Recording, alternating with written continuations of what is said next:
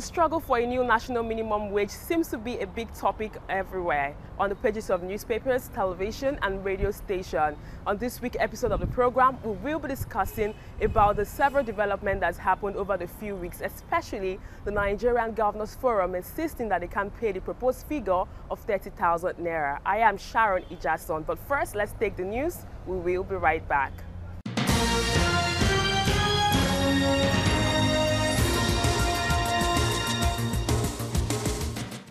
The United Nations Educational, Scientific and Cultural Organization has recommended that member countries allocate 26% of their budget to education to enable them adequately cater for rising education needs. Nigeria, as a member country of UNESCO, has continued to fall short of this recommendation, with its allocations to education constantly dropping.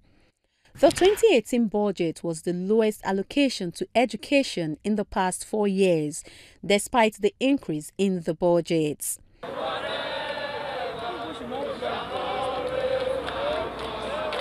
These students described the continuous fall in allocation to education as saddening. They took to the streets with different placards to press home their demands.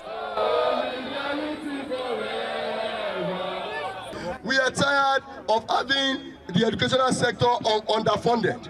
Imagine a country that is funding the education with less than 10%. Specifically, in 2017 budget, it was funded with 7.4%. We are here to say to government at all levels, both state and federal governments, that enough is enough. And we are saying that they should fund the educational sector with nothing less than 26% as recommended by UNESCO. And proper funding should be given to educational sector in Nigeria. Enough of 7% allocation to education. The call on the government to adhere to the call of ASUU to revitalize the educational institutions, as it is not enough to declare a state of emergency in the sector without taking positive steps. Most of our campuses, in fairness, are now glorified buildings because even hostels to stay doesn't exist. Classrooms, some of the classrooms, students stand up to listen to lectures, not even a place to write from.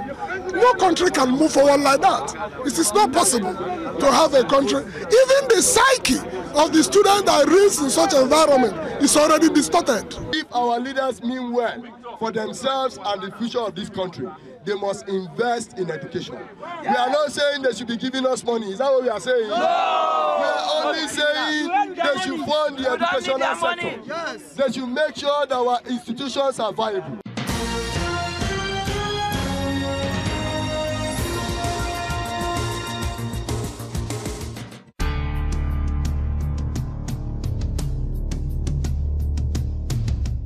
In November 2017, Nigeria's President Muhammadu Buhari set up a tripartite committee to come up with a new national minimum wage.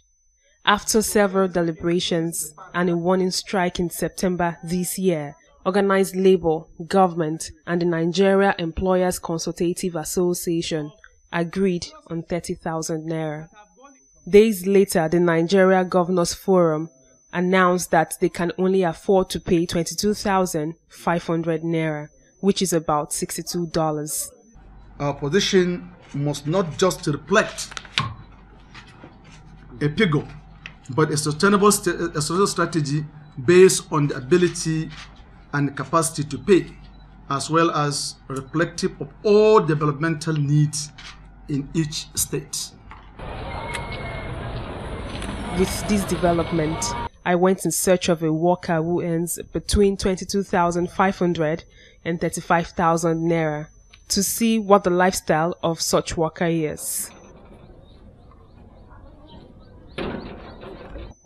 Favour Anyanwu is a casual worker at a construction company situated in Lagos suburb. She tells me she earns 35,000 naira monthly, but it's not sufficient for her. Just before the interview, Favour Anyanwu pleaded that we keep her face out of the picture as much as possible. Can you tell me how much you earn every month as a Nigerian worker? I'm earning 35,000 naira. And is that sufficient for you? It's not sufficient for me. So if you earn 35,000 naira and you're saying it's not sufficient for you on a monthly basis, can you tell me, are you married? Do you have children? I'm married. I have children. I have 3 children. And I'm married. And secondly, why the 35,000 naira is not sufficient for me is transport and my feeding. Okay, so can you tell me how much you spend on transport? My daily transport is 400 naira times 30 days. That is 12,000 naira. And I'm feeding myself 300 naira. That is 700 naira. Out of this. A mother of 3, who is also the breadwinner of the family, tells me her job entails lots of risk and is not qualified to access healthcare and more. How safe has it been for you so far? There's no safety there. No safety there. Accident happen. Machine used to cut. Even though for some department there that guests used to collapse because of the fire. And at the end of the day, they can use their salary to pay the hospital bill. If you not able to take time after paying, you will not come back. You're not supposed to be like that. Don't take care who is working for you. It's the outside that you want to take care of. But I'm happy to be a Nigeria worker. But in that situation, in that incident and everything that is, I'm not happy over it. Because they're supposed to have their own clinic that will be take care of whatever coming out about us. Favor Anyanwu tells me how much she would like to earn, as she can't afford an accommodation, but currently is cutting with a family member. What I need from Nigeria, from our government, it should help us. At least 70-75 is not too much. After taking away transport and taking away your feeding, you can see have a small change to assist yourself. According to the Constitution, the minimum wage is due for a review, as the current 18,000 naira benchmark as the least a worker can earn in Nigeria expired in 2016. The Minimum Wage Act prescribed a 5-year cycle of review.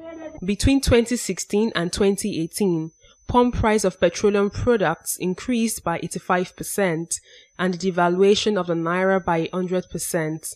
Thus, the cost of living and inflation increased. According to a data released by the Nigerian Labour Congress, here is a graphics of the figure 21 states presented during negotiation.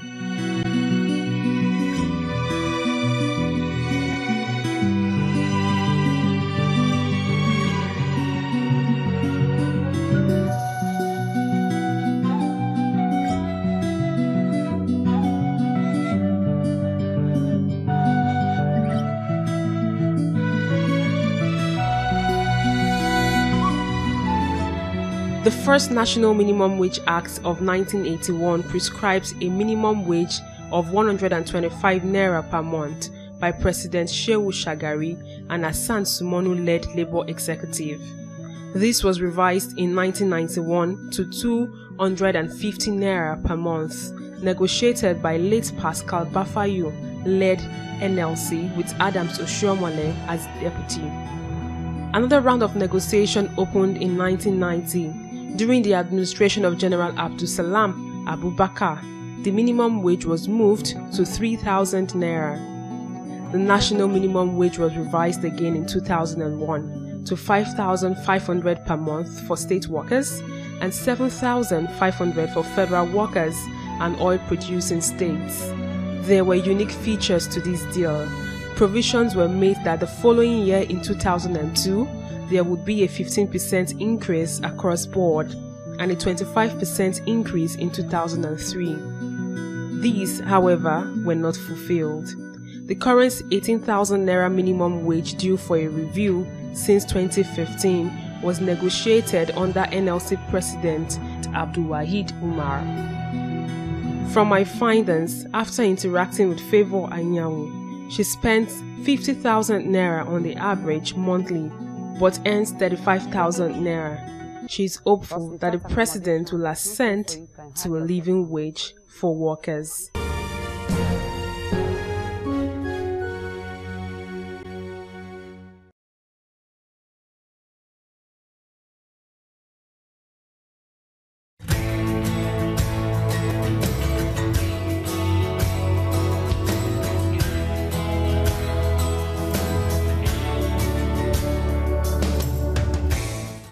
On the profile interview segment this week, I will be speaking with the General Secretary of the Nigerian Union of Electricity Employees and also the Secretary General of the Association of Senior Civil Servants of Nigeria. They will be shedding light on the plight of an average Nigerian worker who is seeking for a new national minimum wage. Join me.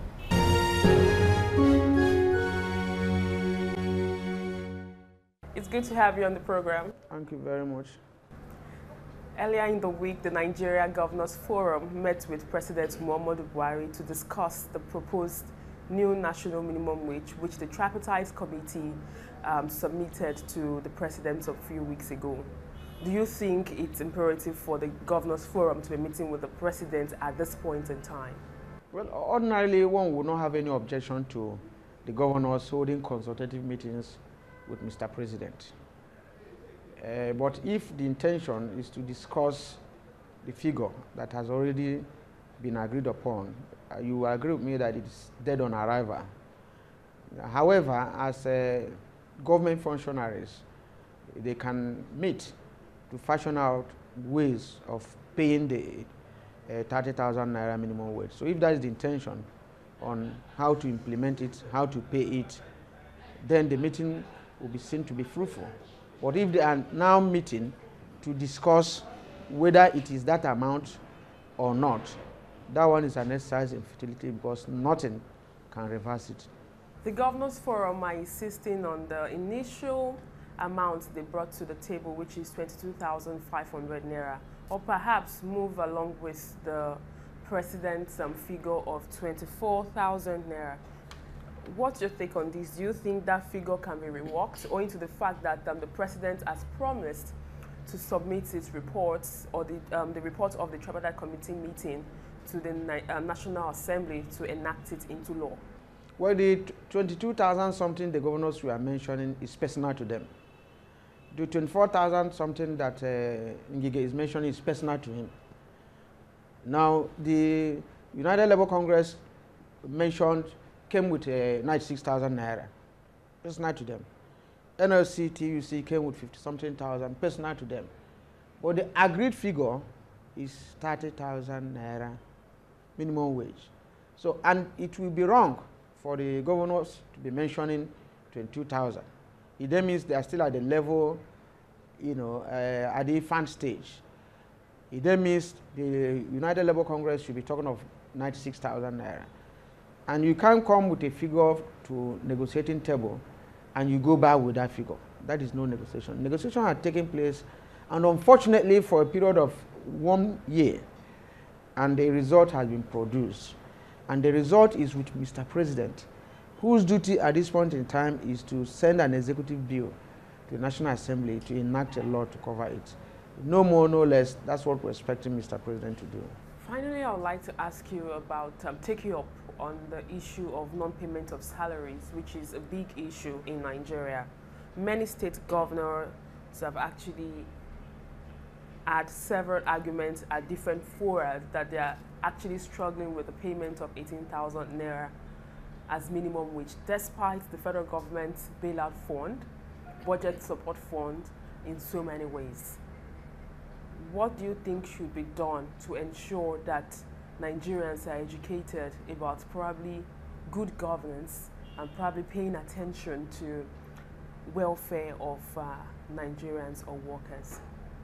Well, we have research has proved that there's no correlationship between the number of the resources that a state government has and the payment of salaries. At times it has to do with priorities. You know, some state governments get their priorities right, some others don't. If you look at the last experience, you can see Jigawa. You know, Jigawa is almost landlocked without no clear-cut revenue base. And then you look at maybe Bayelsa. You know what Bayelsa receives from federal allocation by virtue of the fact that it is an oil-producing state. But I'm not too sure that Jigawa is owing backlog of salaries. And I'm equally aware that Bayelsa is owing backlog of ideas. So if you even take the federal resources meant for the federal government and give to any state, the state that will not pay salaries will not pay. Even when it was 3,000 naira minimum wage, some states were still owing months. So when states don't get their priority right, they go into all manner of wastages, and it continues that way, and it accumulates.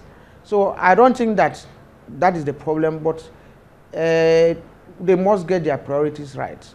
And for them to get it right, Nigerians may like to know what constitutes the security vote. You know, because governors have the liberty to spend their security vote, and then they will not want to pay 18,000 naira minimum wage. The governors don't owe their aides, they don't owe members of the parliament, they don't owe their commissioners, but they owe workers. So you can see that there's a deliberate effort, you know, to continue to oppress workers. And that is one thing that we have to magnify as 2019 general election, you know, comes up.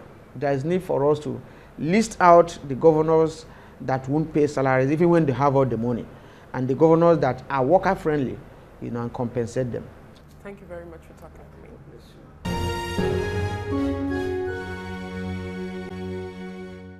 It's good to have you on the program. Thank you very much.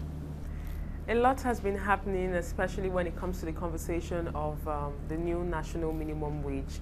And since you're from the civil service union, I don't know what the argument is within workers as regards the importance of the new national minimum wage. What can you say is the state of mind for an average Nigerian worker in terms of getting a new national minimum wage? Thank you very much.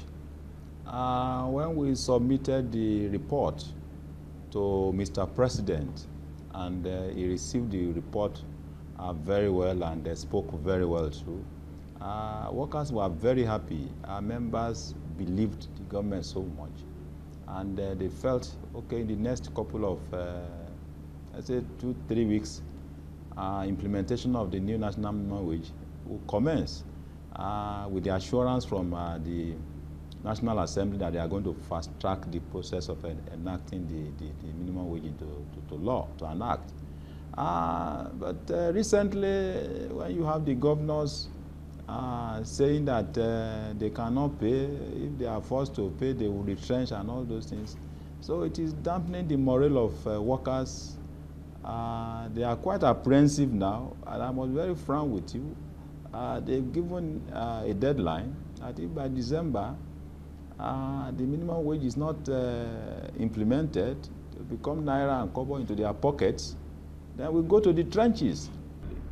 Now, you were part of the tripartite committee that brought out, that negotiated this new national minimum wage, and you were part of the team that submitted this report to the president of the country. Would you say that the tripartite committee had a robust discussion on what the Nigerian worker deserves to earn as the minimum wage?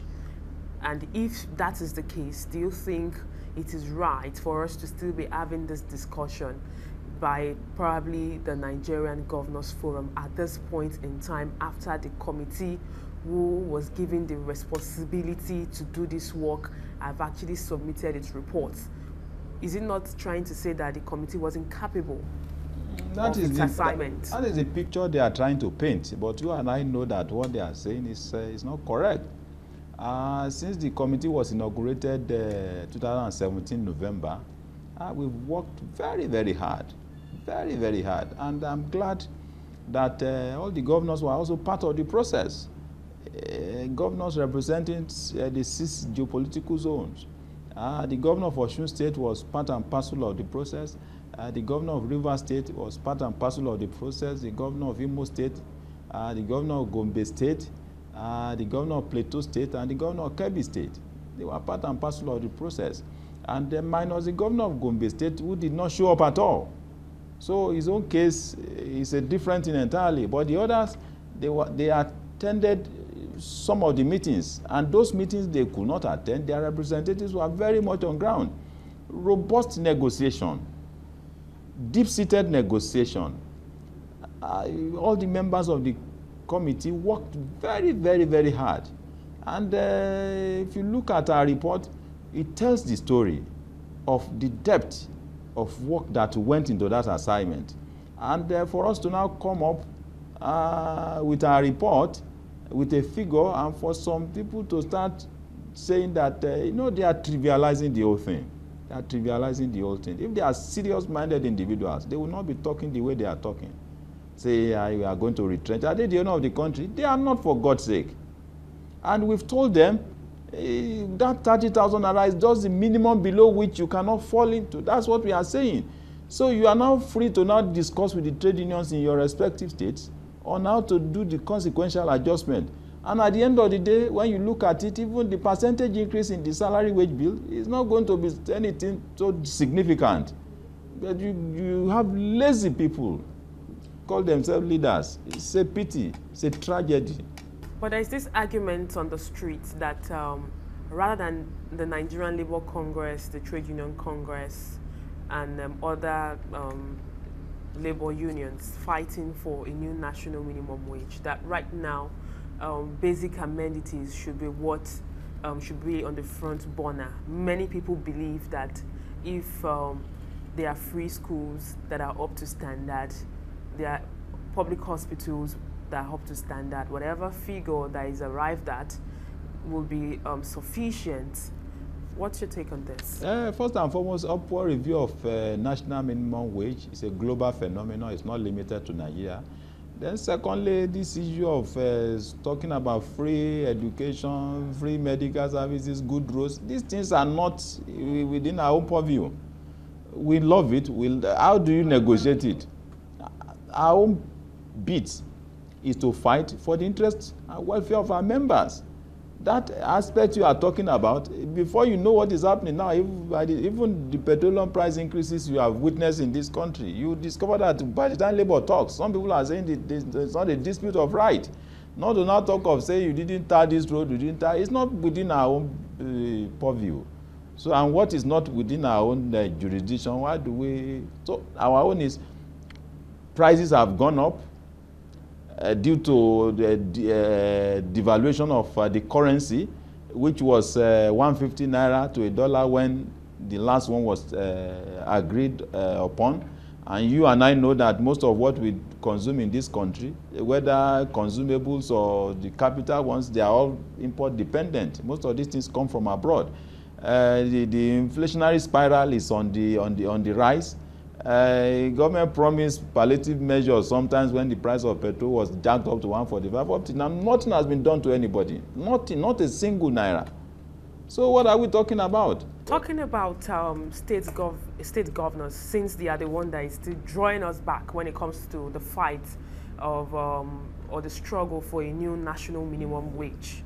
Now, aside from the fact that they are insisting that the federal government will probably have to increase their allocation, is it the duty of a governor to wait for the federal government to disburse money for them to pay workers' salary? What happens to IGR? You are hitting the point. You know, this, as far as we are concerned, this is pure comedy. Their statements are comical. It doesn't portray some of these people as very serious. Okay, this time around you want to review up minimum wage upward, you are talking of review of revenue allocation formula. Next time when you talk of review of next time you talk of review of then at the stage, all the state government will have 100%, others will be having 0. They are not serious people. You talk about IGR. There are venues where they can make money. In fact, they are not even interested. They are not interested. They are happy and satisfied with the handouts which they pick from Abuja on a monthly basis. And that's why most of these people have become very lazy about it. And at the end of the day, workers are behind the ball. Even as we speak, even with the low IGR, are they saying somebody that can purchase form for 22 billion naira? Is that the one that will be talking of 30,000 naira minimum wage that's been too much? And you look at the humongous funds that they cut away from the treasury. We are reading in the papers.